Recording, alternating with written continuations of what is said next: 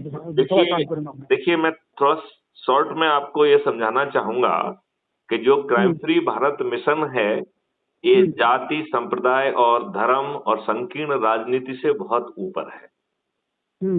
ठीक है ना? ये जाति, धर्म, संप्रदाय और संकीर्ण राजनीति जो अब तक होती आई है, जिसमें हमारे राजनेताओं ने हमें अच्छे भारत से तो वंचित रखा ही है, उन्होंने हमारे ऊपर गुलामों वाले नियम कानून ही थोप के रखे हैं। और अब की स्थिति ये है कि उन्होंने अच्छे राजनेताओं से भी हमको वंचित कर दिया है। ये जाति, धर्म, संप्रदाय और संकीर्ण राजनीति के आधार पर घटिया लोगों को चुनते हैं, अपराधियों को चुनते हैं, बाहुबलियों को चुनते हैं, धन बलियों को चुनते हैं और उन्हें फिर अपराध करके जिताते हैं। तो वो दारू बांटते हैं, पैसे बांटते हैं, साड़ी बांटते हैं, जो कि अपने आप में आज के नियम कानून के हिसाब से अपराध है। तो अपराधी लोग अपराध करके जीतते हैं और हमारे वोट खरीद कर हमारे प्रतिनिधि बन जाते हैं। और दुर्भाग्य की बात है कि हमारे वोट से जीतने के बाद भी हमें रिप्रेजेंट नहीं करते हैं। वो पार्टी के बंधुआ मजदूर हैं, जो अत्यंत ही दयनीय स्थिति में है, मजबूर स्थिति में है।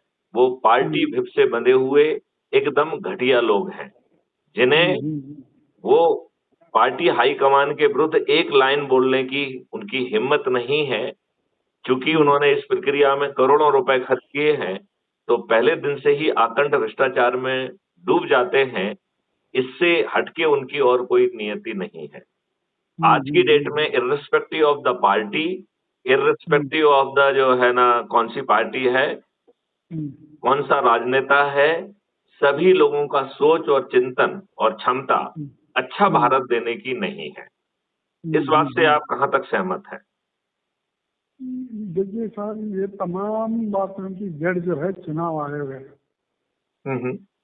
चुनाव आयोग जो है, देखो सबसे पहले पार्शियलिटी क्या कर रहा है, इस देश का राष्ट्रपति भी वोटर है, इस देश का जज भी वोटर है, इस देश का चुनाव चीफ सेक्रेटरी वोटर है। तो वोट डालने के पहले हर एक कोई एक तरह का मानदंड नहीं अपना रहा, पहली बात। दूसरी बात, वो क्या बताता है, इलेक्शन को जो कैंडिडेट ठहरता है या उसके फॉलोअर ठहरते हैं, सामने वाले जो अत्याचार करें उसका सबूत ला कर देकर बोलता है। ये ड्यूटी, ये ठहरे हुए कैंडिडेट की ड्यूटी नहीं है, वो ड्यूटी है इलेक्शन कमीशन की। कहाँ चल रहा है, क्या चल रहा है, देखना उसकी जिम्मेदारी है। तो न्याय व्यवस्था से लेके जितने भी संविधान के अंतर्गत अथॉरिटीज हैं, सबने अपने आंखों पर पट्टी बांध के रखी है और सभी लोग जो है अपने राजनीतिक आकाओं के चरणों में बैठे हुए हैं। अब आम नागरिक क्या करे, ये विडंबना है। नहीं, मैं आपकी राय से पूरी तरह सहमत हूँ जी, लेकिन सवाल ये आ रहा है कि हम करें क्या, नहीं, हमारे पास उसका मॉडल है। हाँ, मतलब आपको सिर्फ जो है अपने से जुड़े लोगों को जोड़ना है। यदि आप लोगों का जुड़ाव ऑलरेडी बहुत सारे लोगों में है, तो वहां पर आप आयोजन करिए। मैथिली शरण गुप्त जो है ना, वहां पहुंचकर आपकी बात जो है ना, जो क्राइम फ्री भारत के 21 लक्ष्य, जिसमें कि 5 फंडामेंटल राइट भी हैं, तो बिना थाने जाए आपकी एफआईआर भी दर्ज हो जाएगी। झूठी एफआईआर दर्ज करने का जो अपराध होगा या झूठी गवाही देने का बहुत जो है ना गंभीर अपराध होगा, जिसको परजरी कहते हैं, ऑफेंस ऑफ परजरी होगा। और फिर जो है 15 दिन में ऐसे अकाट साक्ष्यों का संग्रहण किया जाना संभव होगा जो आज की पुलिस सोच भी नहीं सकती है। तो अधिकतम 15 दिन में चालान पेश हो जाएगा। क्राइम फ्री भारत ने एक डिजिटल इंजन बनाया है, जिसके तहत जो है distributed video based trial system के माध्यम से आपको समझ गया जी। तो मैं आप बताइए, हम क्या कर सकते हैं आपके लिए? मैंने जो आपको अभी फीड भेजी है, जिसमें मेरा बहुत पुराना इंटरव्यू है, उसमें मैंने उसको आप एक बार पढ़ लीजिए। उसमें मैंने समझने, देखो भैया, मैं समझने से कुछ होने वाला नहीं है। मैं क्या चाह रहा हूँ, आप जनता को समझाइए। जनता को समझाने का वास्ते हमारे पास प्लेटफॉर्म 29 को रेडी है। ओके, तो अगर आप अपनी फौज के साथ आते हैं तो। नहीं नहीं, देखिए आपने कहा कि फौज के साथ आना नहीं है, आपने कहा कि मीना को ले आइए, तो मीना को ले आएंगे हम साथ में। नहीं, मैं मीना साहब से वही बात किया, क्योंकि आपका पूरे देश में लिंक है। तो आप अपने लिंक को इनवाइट करो कि यहाँ आप फला। नहीं, उसका उल्टा करेंगे। अपन जो लोग वहाँ पे होंगे उसमें जो अपन चर्चा करेंगे उसकी लाइव टेलीकास्ट कर देंगे, ठीक है ना? तो लोग बाग उसको, सब लोग, हाँ, उससे मसला हल नहीं होने वाला। नहीं, फिर अपन अलग अलग लोगों के पास जाएंगे ना। जैसे एज्यूम करिए कि अभी आप बंगलौर में कर रहे हैं, कल आप जो है ना दूसरे शहरों में कहेंगे तो अपन वहां पहुंच जाएंगे, अपन एजुकेशनल इंस्टीट्यूशन के पास जाएंगे, अपन धार्मिक संस्थानों के पास जाएंगे, अपन जो है ना मोटिवेटर्स के पास जाएंगे, अपन कथावाचकों के पास में जाएंगे, अपन प्रवचन देने वालों के पास में जाएंगे। तो वो पूरा मॉडल है कि हमें कैसे 9 दिवस वाला जो संकल्प है वो शपथ के साथ पूरा करना है। तुम्हारा ग्रुप जो देखा मैंने जी, उसमें कम से कम 400 लोग जुड़े हैं। उसमें 400 लोग पूरे देश से जुड़े हैं। 400 नहीं है, 15,000 से भी ज्यादा है।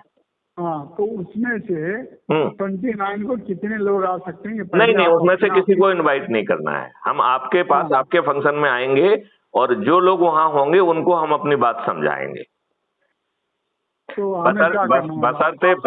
बशर्ते आप मुझे वहां पर्याप्त समय दें जिससे कि हम लोक रुचि की बात कर सकें और उन्हें कैसे जो है 5 फंडामेंटल राइट के तहत उनकी जिंदगी बदल जाएगी। देखिए, आदमी को अपनी जिंदगी से लेना देना होना चाहिए कि नहीं होना चाहिए। बाकी राजनीति तो घटियापन है, उससे तो कोई फायदा होने वाला नहीं। आपको समय कितना चाहिए ये बताने के लिए? आप यदि 15 मिनट देंगे तो 15 मिनट में बात खत्म कर देंगे, आधा घंटा देंगे तो आधा घंटे में खत्म कर देंगे, यदि 1 घंटा देंगे तो 1 घंटे। ऐसा नहीं है भाई साहब, देखिए आपको कितना वक्त चाहिए वो बोलिए।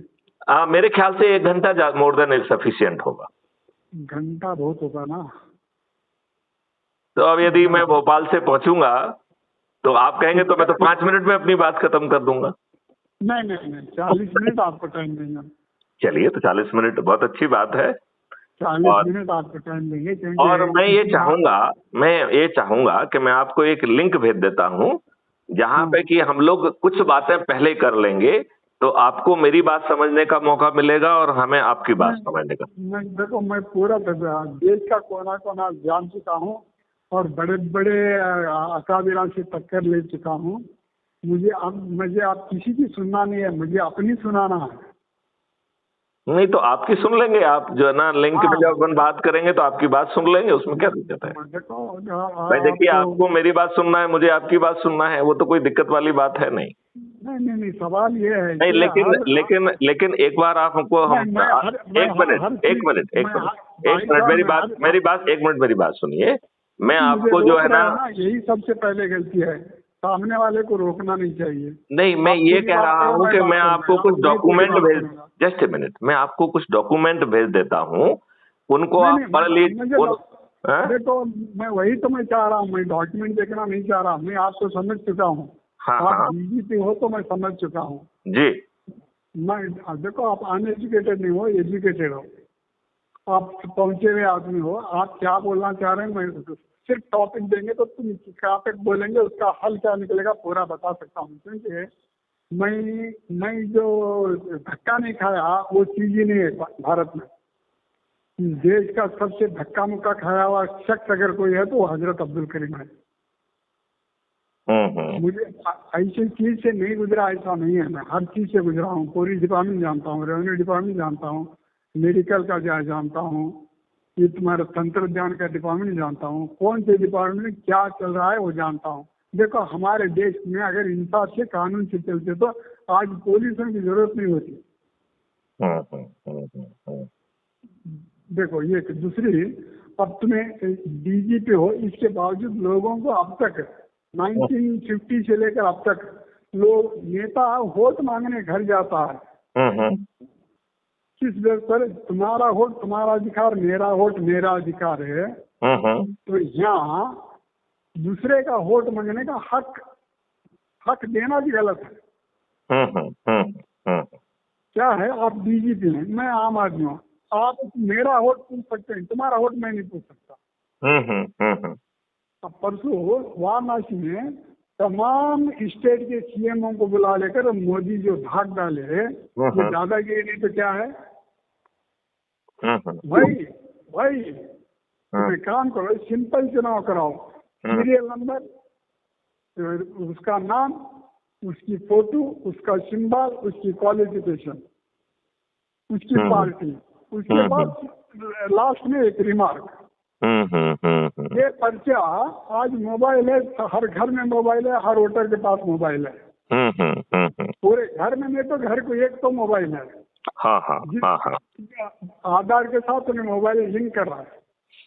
तो उस मोबाइल को कितने कैंडिडेट है मैसेज भेज दो, वो आकर बराबर वोटिंग करेगा। तुम पूछने क्यों जाते हो, उसे रिक्वेस्ट करना भी मना है। समझो, आप किसी अपने मित्र को डालने का इरादा कर रहे थे, मैं भी तुम्हारा मित्र हूँ, मैं आकर मांगने के बाद तुम्हारे दिल को ऐसा ठेस पहुँचती कि मुझे वोट डाले तो तुम्हारा दिल दुख रहा है, नहीं डाले तो मेरा दिल दुख रहा है। पूछने का मौका क्यों देते हो, रिक्वेस्ट क्यों करते हो, जबकि तुम 5 साल के बाद एक बार चुनाव होता है। 5 साल में तुम पिछले 5 साल में तुम्हारे कारनामे देख लेगा ना वोटर है। ये अवेयरनेस क्यों नहीं लाते तुम? ये अवेयरनेस के साथ साथ हमने एक मॉडल बनाया है। आपने महाराज भैया, मैं देखो, आप अगर 29 को आएंगे तो रूबरू बैठक होगी, आप मीना जी। चलिए, मैं आने का प्रोग्राम बनाता हूँ, ठीक है? बना लो, आ जाओ, बैठकर रूबरू बैठकर बात करने से बात बनेगी। लेकिन आप 28 का आए तो बेहतर रहेगा। 28 का आने के बाद है हमें मैं आपको बना के पर प्रोग्राम फिर आपको बताता हूँ, ठीक है ना? हाँ, 28 को आप आएंगे तो आप और हम बैठकर बात करेंगे। बात ऐसी बनेगी कि सामने तुम्हारी बात सुनने वाला बहुत जल्द समझ जाएगा। बहुत सुंदर। ऐसा इंट्रोडक्शन मैं करके दूंगा आपका, उसके बाद तुम्हारी बात बताएंगे तो वो वीडियो जो है पूरे देश में वायरल हो जाएगी। बहुत सुंदर बात है, आपकी बात से मैं सहमत हूँ, ठीक है? मैं बता रहा हूँ ना, मैं जो धक्का नहीं खाया वो धक्का नहीं है जी। जैसा बकरी जो चारा नहीं खाती वो दरख्त नहीं, ऐसा बोलते हैं ना, उसे बकरी जिससे पत्ता नहीं खाई वो झाड़ी नहीं है। ऐसा अब्दुल करीम जो धक्का नहीं खा वो धक्का नहीं है। तो हर चीज से तजुर्बा है, उसके लिए मैं थोड़ी बात में आपको समझ चुका हूँ। आप एक उसूल परस्त हैं, देश को पीस ऑफ अमन देना चाहते हैं। क्राइम जब मुक्त हुआ तो भारत में पुलिस की जरूरत नहीं पड़ेगी। उसके साथ साथ आपको टैक्स मुक्त भारत भी देना चाहते हैं, कर्ज मुक्त भारत भी देना चाहते हैं। अपनी विचारधारा मेरे सामने रखने से वो फंक्शन में रखी है, मैं आपको स्टेज पर राइड करूंगा, उस स्टेज के जरिए पूरे देश का आपका पैगाम जाएगा। बहुत सुंदर, मैं पहुंच रहा हूँ, ठीक है जी। अल्लाह हाफिज। चलिए, नमस्कार।